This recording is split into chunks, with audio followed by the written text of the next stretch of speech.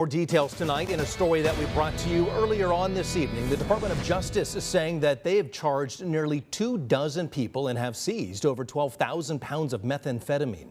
They say it was all part of a drug trafficking ring spanning from Mexico to right here in the Central Valley. Catherine Phillips has the latest from in the studio tonight.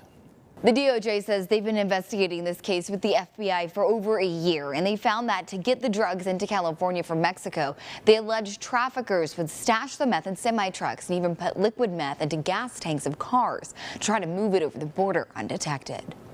Using vegetable boxes and rental trucks, U.S. Attorney for the Eastern District of California, Philip Talbert, says alleged drug traffickers tried to disguise their operation as a legitimate business. The volume of methamphetamine trafficked here is way up. The purity of the methamphetamine that is being trafficked is way up. And the price of that methamphetamine is way, way down. DOJ officials are calling it Operation Toxic Waste, and it has brought thousands of pounds of dangerous drugs into the United States from Mexico. Talbert says the suspects would store the drugs in vegetable boxes and try to camouflage them inside of objects like portable projectors and batteries. He says they would even use GPS trackers to monitor where the drugs were moving once they got into the U.S. It also snuck hundreds of pounds of liquid methamphetamine across the border in the gas tanks of cars. As law enforcement has been seeing, drug trafficking organizations increasingly have been smuggling methamphetamine across the border in liquid form because it's harder to detect as a liquid.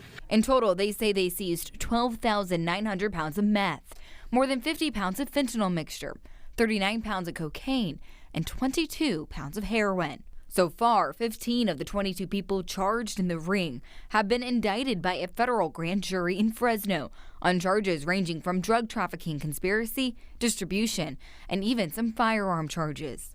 Talbert says getting this many drugs off the streets keeps everyone safe, and it sends a message to drug traffickers in California. People who take these pills are literally risking their lives.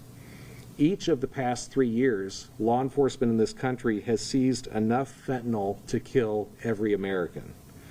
And that's just the fentanyl that law enforcement has seized. Now, as far as possible punishment goes, if these defendants are found guilty, some of them could face maximum sentences of 20 to 40 years and even life in prison. Others could face mandatory minimums of 5 to 10 years, depending on their involvement. Reporting in the studio, Catherine Phillips, KC24, local news that matters.